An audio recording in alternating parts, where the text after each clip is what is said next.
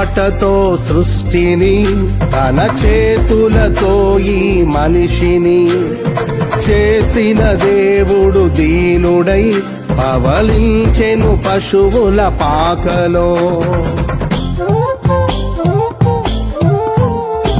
నోటి మాటతో సృష్టిని తన చేతులతో ఈ మనిషిని చేసిన దేవుడు దీనుడై పవళించెను పశువుల పాకలో.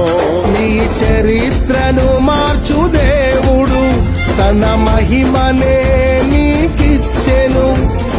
యూదా ప్రధానులందరిలో నీవు అల్పమైన దానవు కావు.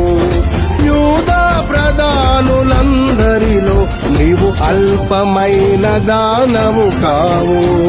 స్తుతియో మహిమ ప్రభా